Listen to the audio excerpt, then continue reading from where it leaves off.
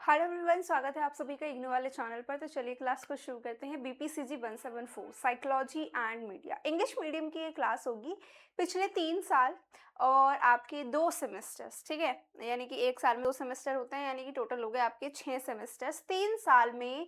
और आपके 6 सेमेस्टर्स में बीपीसीजी 174 में जितने भी क्वेश्चंस कम से कम 3 से ज़्यादा बार रिपीट हुए हैं, आज की क्लास में हम उनको करने वाले हैं। ये कुछ 5 क्वेश्चन हैं आपके सामने। ये क्वेश्चन कम से कम 3 से 4 बार रिपीट हुए हैं। इन क्वेश्चन को पढ़ेंगे, ठीक है। तो एक बार पढ़ लेते हैं कि कौन कौन से क्वेश्चन हम आज की क्लास में डिस्कस करने वाले, जिसमें सबसे पहला है media's role in gender stereotypes. Media है, सोशल मीडिया है, कहीं ना पूरा पूरा रोल निभाती है, ठीक है। उसके बाद आता है सेकंड यहाँ पे क्वेश्चन पैरा सोशल रिलेशनशिप। फिर आएगा आपका media in education and AV aids या फिर ऑडियो विजुअल एड्स। फिर फोर्थ क्वेश्चन होगा media influence on health and body image. उसके बाद एक लास्ट क्वेश्चन होगा आपका research methods and ethical issues in media psychology. ठीक है जी। तो ये कुछ क्वेश्चंस हैं जो हम आज की क्लास में पढ़ने वाले हैं, ठीक। पहला क्वेश्चन है आप लोगों के सामने, media's role in gender stereotypes, right. यानी कि आप क्या समझते हैं बताओ। पहले तो जो हमारा स्टीरियोटाइप्स है, या फिर जिसे हम हिंदी में कहते हैं रूढ़िवादी, या फिर रूढ़िवाद, क्या होता है रूढ़िवाद?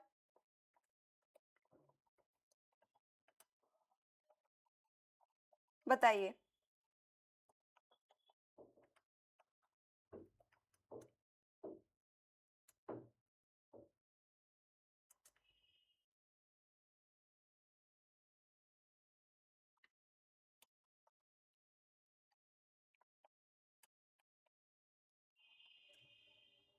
चलो इसे बहुत ना इजी तरीके से समझते हैं, ठीक है। सबसे पहले हमारी बुक का नाम क्या है? हमारी बुक का नाम है यहाँ पर साइकोलॉजी एंड मीडिया, राइट।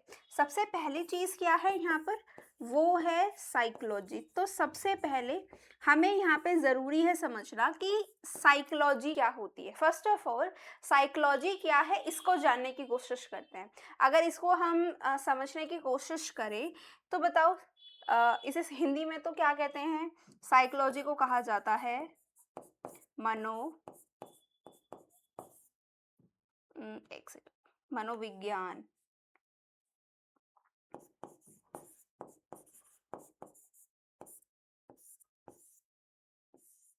ठीक है। क्या होता है हमारा? साइकोलॉजी को हम लोग हिंदी में सिंपली कहते हैं मनोविज्ञान, ठीक है। अब ये मनोविज्ञान क्या है? एक ऐसा साइंस है जो क्या करता है, मनुष्य की आप कहेंगे यहाँ पर उसकी सोच, ठीक है, यानी कि उसका मन ले, ठीक है। मतलब एक तरीके से हम कह सकते हैं यहाँ पर मनोविज्ञान आपका एक ऐसा विज्ञान है, या फिर साइकोलॉजी एक ऐसा साइंस है जिसमें मनुष्य का मन, मस्तिष्क और उसका व्यवहार, ठीक है, क्या क्या चीजें आती हैं आप यहाँ पर लिख सकते हो, ठीक है। अपने पास साथ के साथ नोट्स भी बनाते चलिए।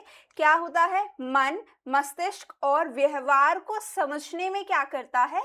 काम करता है, ठीक है। ये अध्ययन करता है, ये एक तरीके से स्टडी करता है कि लोग जो है, जो मनुष्य है, किस तरीके से सोचते हैं, किस तरीके से महसूस करते हैं, और सोचने महसूस करने के बाद किस प्रकार से व्यवहार करते हैं, ठीक है। या फिर जिस तरीके से हम लोग व्यवहार कर रहे हैं उसके पीछे का जो कारण है, ठीक है, वो बताने की कोशिश करता है। ये कहलाता है आप लोगों का मनोविज्ञान। अगर आपने मनोविज्ञान अच्छे से समझ लिया तो हम जितने भी क्वेश्चंस आज की क्लास में करने वाले हैं बहुत अच्छे से समझ पाएंगे, ठीक है। ये समझ में आया? उसके बाद अब यहाँ पर सेकंड है मीडिया। मीडिया क्या होता है?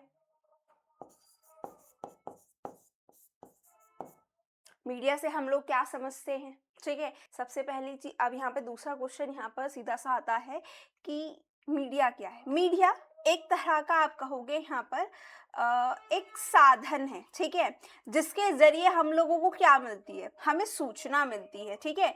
हम लोग न्यूज़पेपर पढ़ते हैं, न्यूज़पेपर पढ़ते हैं, न्यूज़ चैनल देखते हैं, ठीक है, जहाँ पर हम लोगों के या फिर जो लोग हैं, ठीक है, जानकारी प्राप्त कर सकते हैं, उन्हें मनोरंजन मिलता है, या फिर हम लोग शिक्षा भी हो सकते हैं, मतलब एक दूसरे तक क्या करना, सूचना को, समाचार को, विचार को, मनोरंजन को या फिर शिक्षा को पहुंचाना दूसरे लोगों तक, वही क्या कहलाता है, मीडिया कहलाता है। लोगों को जोड़ने और जानकारी फैलाने का एक बहुत अच्छा खासा तरीका है मीडिया। यही होता है मीडिया, ठीक है। टीवी आप देख रहे हो, न्यूज़ सिर्फ न्यूज़ की बात नहीं है यहाँ पर, ठीक है। हम लोग जितने भी चैनल्स आजकल हैं, ठीक है, टीवी पर सारे चैनल्स आते हैं, वो सारे के सारे चैनल्स आपको कहीं ना कहीं किसी भी प्रकार की जानकारी, विचार या फिर आपको शिक्षित करने का प्रयास कर रहे होते हैं। क्या कहलाता है, मीडिया कहलाता है, ठीक है। ये एक तरह का क्या है, साधन है या फिर क्या है, माध्यम है। चलो, अब यहाँ पर अगर ये दोनों चीजें समझ में आ गई हो कि साइकोलॉजी और मीडिया क्या है, तो बात कर लेते हैं media's role in gender stereotypes.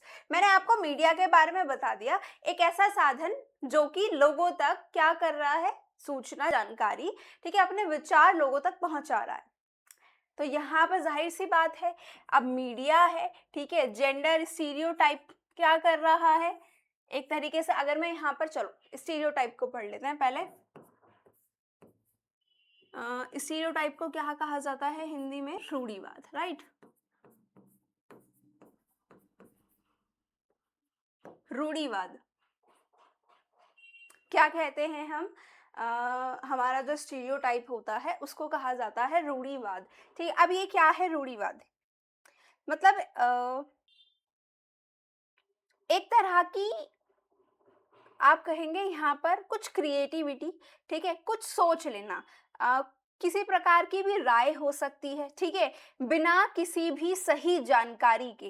ये जो स्टीरियोटाइप है ना, ये जो रूढ़िवाद है या फिर जिसे हम रूढ़िवादी कहते हैं, ठीक है, एक तरह की राय हो सकती है, एक तरह का डिसीजन हो सकता है जो लोगों ने या फिर सोसाइटी ने बिना सोचे समझे क्या किया हुआ है, क्रिएट किया हुआ है।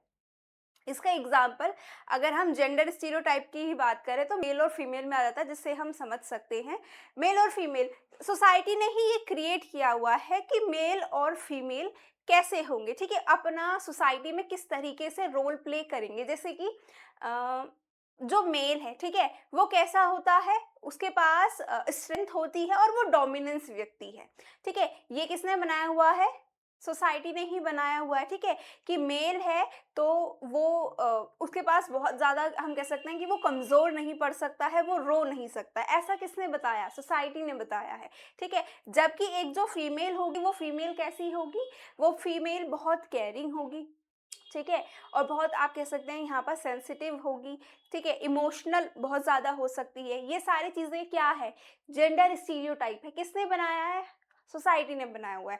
अब मीडिया भी है, रोल प्ले करती है। मीडिया, हम लोग टीवी देखते हैं, एडवर्टीजमेंट देखते हैं, ठीक है, तो ये सीधा सीधा सा हम लोगों की सोच को प्रभावित कर रही है, ठीक है।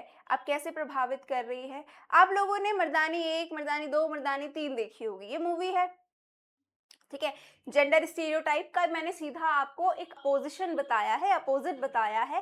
पहले के समय में क्या होता था, फीमेल को और मेल को जैसे सोसाइटी ने बनाया हुआ है वैसे ही मीडिया दिखाता था कि जो फीमेल है, एक एड आ रही है, ठीक है, वो एक मसाले का एडवर्टीजमेंट करेगी तो वहां पर फीमेल ही आएगी, किचन में जो खाना बना रही है वो फीमेल बना रही है, ठीक है। जबकि एक जो मेल है, ठीक है, वो एक्शन करता हुआ दिखाई देगा, ठीक है, टीवी एड्स में। और शूज़ वगैरह की क्या कर रहा है कि उसने शूज़ पहने, शूज़ पहनने के बाद वो रनिंग कर रहा है, एक्शन कर रहा है। तो क्यों, क्योंकि यहाँ पर हमारी सोसाइटी ने बताया हुआ है कि जो मेल है वो बहुत ज़्यादा क्या है, आप कहेंगे कमज़ोर नहीं है, बहुत ज़्यादा उसमें कह सकते हैं मजबूती है, स्ट्रेंथ है और डोमिनेंस है।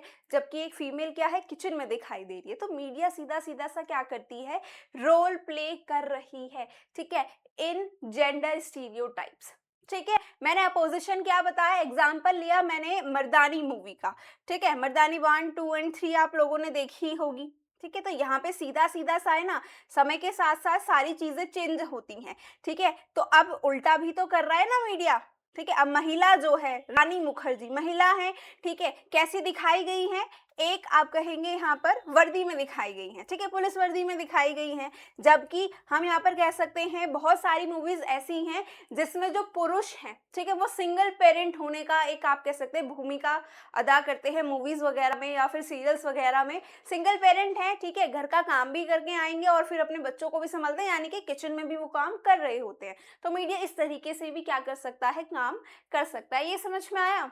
तो मीडिया जो है दोनों तरीके से इम्पैक्ट डाल सकता है, नेगेटिव भी और पॉजिटिव भी, ठीक है। और साथ ही साथ इससे क्या होगा, नेगेटिव है, अगर नेगेटिव की बात करें तो भाई सीधा सीधा सा जेंडर स्टीरियोटाइप्स। अगर वो पॉजिटिव इफेक्ट डालता है, जो मैंने मर्दानी वाला एग्जांपल लिया यहाँ पर, तो इससे क्या होगा, इक्वालिटी आएगी, ठीक है, मेल और फीमेल के बीच में इक्वालिटी आपको देखने के लिए मिलेगी, ठीक है। बताओ, और ये डिपेंड किस पे करता है, जो मीडिया का कंटेंट है और जो मीडिया रिप्रेजेंट करना चाहती है। समझ गए? चलिए नेक्स्ट क्वेश्चन की तरफ बढ़ते हैं। यहाँ पर अब आता है आपका पैरासोशल रिलेशनशिप। पैरासोशल रिलेशनशिप क्या होता है? अगर इस हम सिर्फ पैराग्राफ को समझने की कोशिश करें और यहाँ से आपका एक एग्जाम्पल है, और ये सारी चीज़ें हम अभी तक अपनी लाइफ में फॉलो कर रहे हैं, अभी तक क्या, अभी हम फॉलो कर भी रहे हैं, ठीक है। एक वन साइडेड इमोशनल कनेक्शन जो पीपल जो हैं डेवलप कर रहे हैं मीडिया के साथ, ठीक है, पर्सनालिटीज के साथ, लाइक आपकी सेलिब्रिटीज है, इन्फ्लुएंसर्स हैं, या फिर कुछ आपके फेवरेट जो फिक्शनल कैरेक्टर्स होते हैं उन सभी के साथ, ठीक है। मतलब एक हम लोगों का क्या होता है, एक भावनात्मक एक इमोशनल जुड़ाव होता है, भावनात्मक जुड़ाव होता है, जो सिर्फ और सिर्फ एक ऐसा रिलेशनशिप है जो एक तरफा होता है, ठीक है, या फिर हमारा जो सामने वाला व्यक्ति है वो हमें नहीं जानता है लेकिन हम उसको बहुत अच्छे से जानते हैं, ठीक। अब बहुत सारे सेलिब्रिटीज हैं, इन्फ्लुएंसर्स हैं, हम सभी को जानते हैं, हमने कहीं ना कहीं सभी को देखा है, लेकिन उन सभी ने हमें देखा हो या फिर वो हमें जानते हो ऐसा नहीं है। वो सिर्फ और सिर्फ हमें क्या समझते हैं, एक फैन के तौर पर, ऑडियंस के तौर पर हमें समझते हैं, हमें जानते हैं, लेकिन पर्सनली वो हमें नहीं जानते। तो ये होता है आपका क्या, पैरासोशल रिलेशनशिप, ठीक है, जो एक तरफा क्या दिखा रहा है, आपके कनेक्शन को दिखा रहा है। कुछ मूवीज ऐसी होती हैं, कुछ सीरियल्स ऐसे होते हैं, कुछ सॉन्ग ऐसे होते हैं जिनसे हम बहुत ज्यादा जुड़े हुए होते हैं, ठीक है, चाहे वो पुराने हो चाहे वो नए हो, ठीक है, हमारा इमोशनल क्या है, कनेक्शन दिखाई दे रहा है, ठीक है। अब जरूरी है वो सॉन्ग से हो, सॉन्ग जिसने आप कहेंगे सिंगर है, ठीक है, उससे हो, जिसने लिखा हो उससे हो, जिसने उसे डायरेक्ट किया हो, ठीक है, उससे, डायरेक्टर से हो, प्रोड्यूसर से हो सकता है, या फिर उस सॉन्ग में जो भी रोल रहे हैं लड़के और लड़की के, ठीक है, उन्होंने जो भी रोल अदा किया है अपना, वो बहुत, उनकी जो परफॉर्मेंस थी अच्छी थी, तो हमें वो सॉन्ग ज़्यादा अच्छा लग गया, तो हमारा खुद का एक इमोशनल कनेक्शन है उससे, ठीक है। ये क्या कहलाता है, पैरासोशल रिलेशनशिप कहलाता है। समझ में आया? बताइए। अब जैसे कि हमारा क्या है, हम लोग यूट्यूब बहुत देखते हैं, ठीक है, आपके बहुत सारे यूट्यूबर है, यूट्यूबर कह रहे हैं, हाँ, बहुत सारे यूट्यूबर है यहाँ पर, ठीक है, जिन्होंने अपना अपना चैनल बनाया हुआ है। तो किसी यूट्यूबर, जो यूट्यूबर के फैन है, ठीक है, उसको ऐसा लग सकता है कि वो व्यक्तिगत रूप से, ठीक है, क्या जानता है, बंदे को जानता है, ठीक है, जिस वजह से क्या करता है, वो हर एक वीडियो को, हर एक अपडेट को, हर एक पोस्ट को क्या करता है, बहुत ध्यान से देखता है और उसे क्या करता है, फॉलो करता है, ठीक है।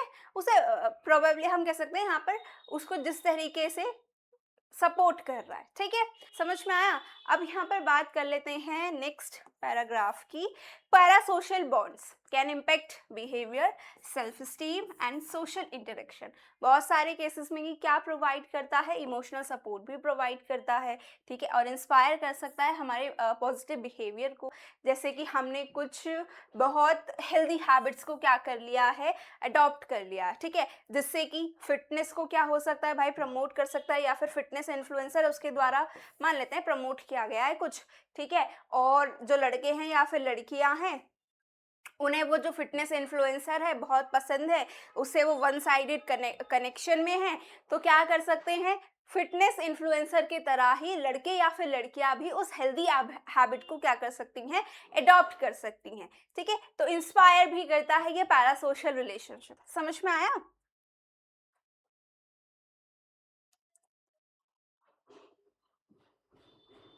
हाँ, लेकिन अब ये भी है, देखो समय के साथ-साथ अगर हमने अ, सब कुछ हम इस ही इमोशनल कनेक्शन से जुड़े रहते हैं जो वन साइडेड है, ठीक है? तो हम हमारी फैमिली, हमारे जो दोस्त हैं रियल लाइफ़ के, ठीक है? जिनसे हमारा मिलना-जुलना रहता है, ठीक है? हँसी-मज़ाक होता रहता है, हम ट्रिप पे जा सकते हैं, फंक्शंस वगैरह मतलब जो सुख-दुःख के साथी होते हैं, फैमिली होती है, दोस्त होते हैं, ठीक है? जिनसे हम प्रेम करते हैं वो लोग होते हैं, तो उनसे क्या हो सकती है, दूरी हो सकती है इस वजह से, ठीक है?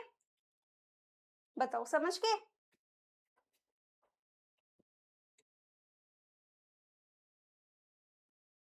तो सीधा-सीधा सा है, जो हमारा पैरासोशल रिलेशनशिप है, ठीक है? वो बच्चे हों या फिर जो हमारे एडल्ट्स हैं या फिर आप कह सकते हैं टीनेजर्स हैं, उनके जो मेंटली हैबिट है, ठीक है?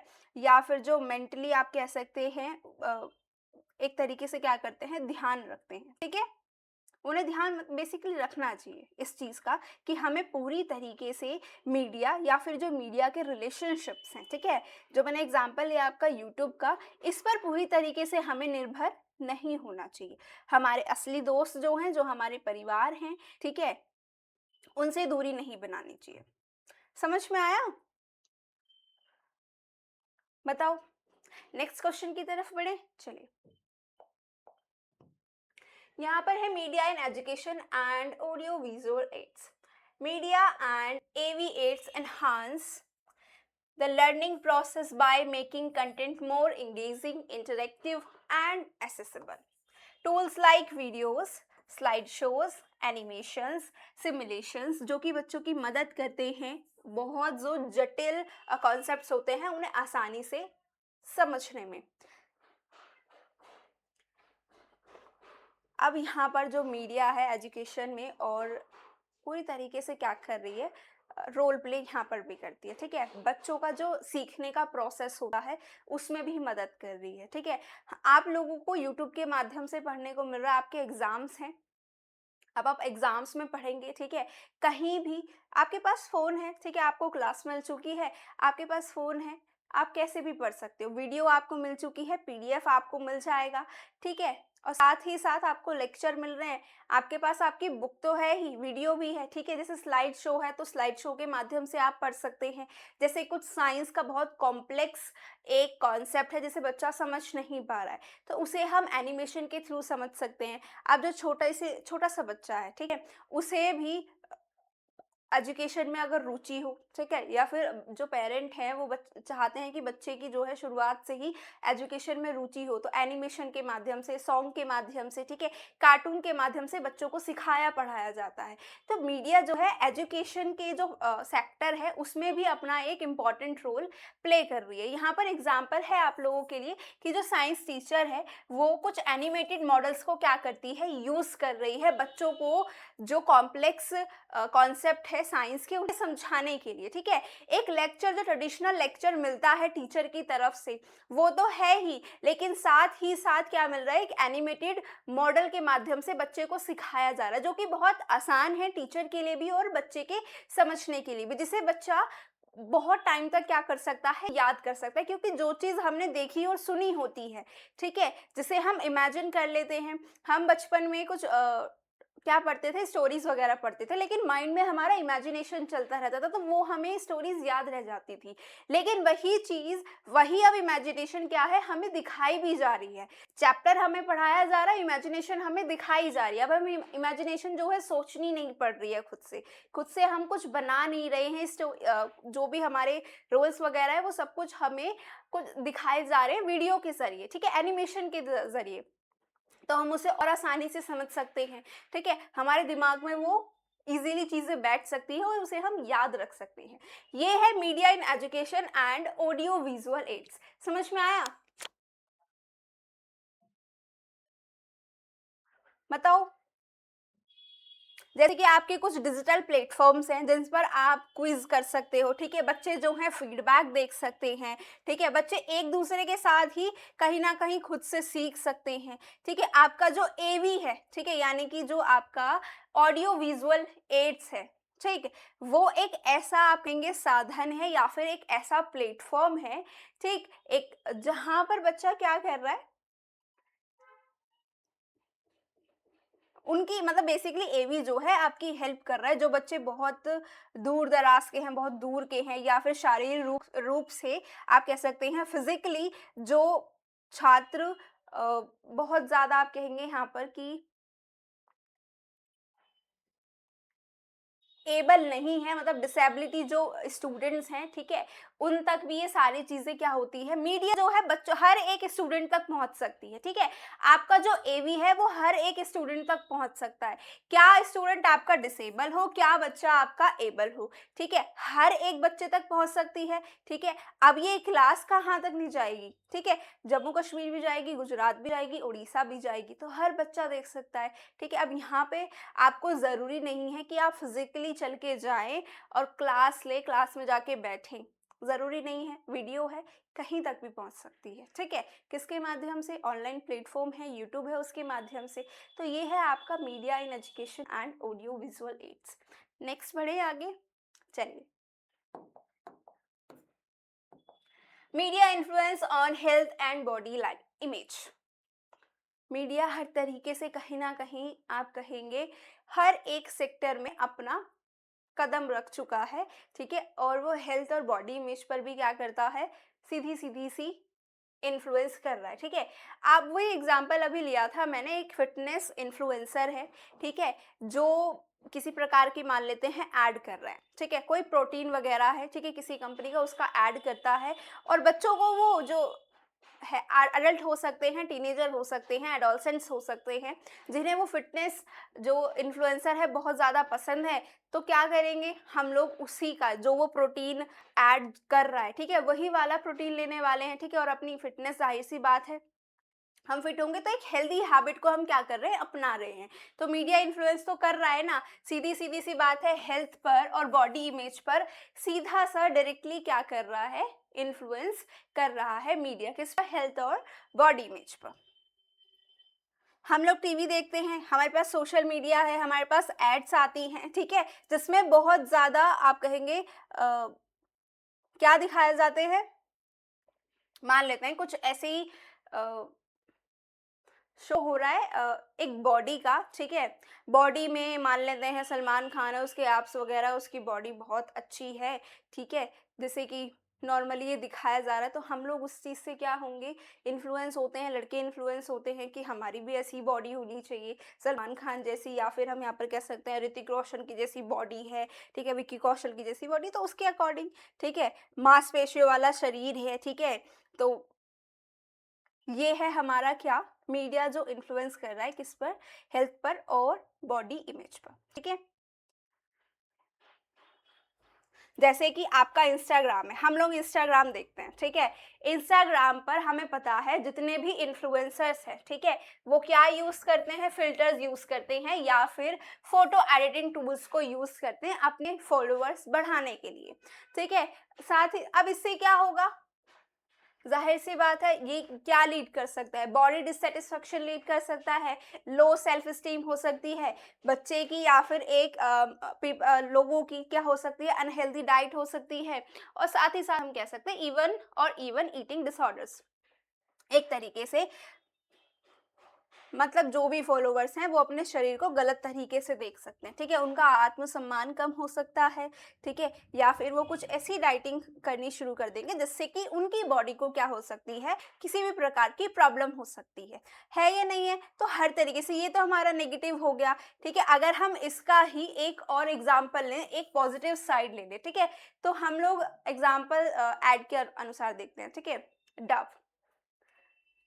डव आता है, ठीक है, एक साइड डव यूज की गई है, एक साइड कोई लोकल साबुन यूज की गई है, डव से क्या होगा, जो त्वचा है, जो स्किन है, वो उसमें निखार आएगा, लेकिन जो लोकल हमने सोप यूज करी है उससे निखार नहीं आएगा। तो ये क्या होता है, पॉजिटिव साइड भी हो सकता है, ठीक है, किस चीज का, आप यहाँ पर कहोगे मीडिया का। बताओ समझ में आया, मीडिया जो है हेल्थ पर, बॉडी इमेज पर किस तरीके से वर्क कर रही है या फिर इन्फ्लुएंस कर रही है, ठीक है। तो मीडिया का असर दोनों तरीके से हो सकता है, नेगेटिव भी हो सकता है और आप कहेंगे पॉजिटिव भी हो सकता है, ठीक है। ये स्वास्थ्य और फिटनेस सिखा सकता है, लेकिन ये आपको कहीं ना कहीं हानि भी कर सकता है, समझ में आया।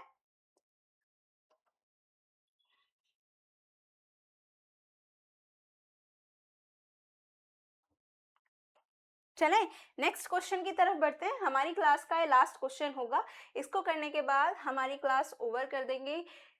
Research methods and ethical uses in media psychology.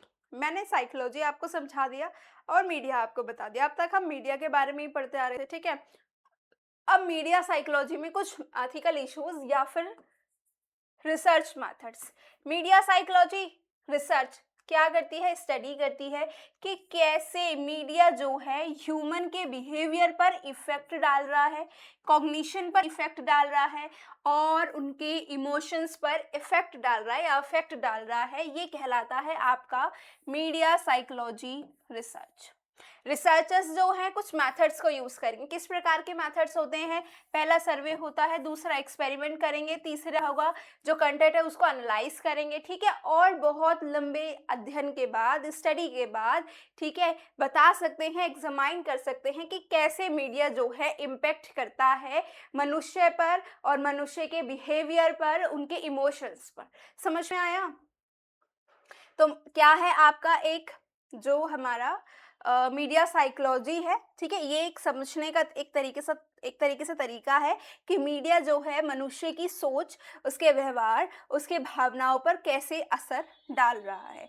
समझ में आया? जैसे कि इसका एक एग्जांपल हम ले सकते हैं, एक्सपेरिमेंटल स्टडीज जो है टेस्ट कर सकती हैं कि किस प्रकार से बच्चा जो है एक वीडियो गेम खेल रहा है, ठीक है, एक हिंसक वीडियो गेम खेल रहा है, तो वो हिंसक वीडियो गेम जो है बच्चे के मस्तिष्क पर पूरी तरीके से इफेक्ट डालेगा और बच्चा उसी तरीके से क्या करेगा, बिहेव करेगा। समझ में आया? अब ये भी क्या है, नेगेटिव और पॉजिटिव है। मैंने एग्जांपल लिया नेगेटिव का, एक पॉजिटिव एग्जांपल ले लेते हैं।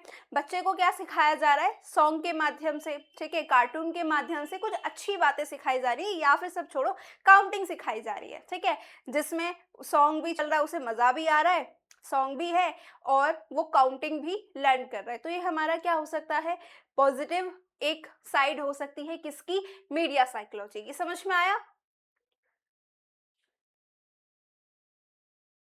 बताइए।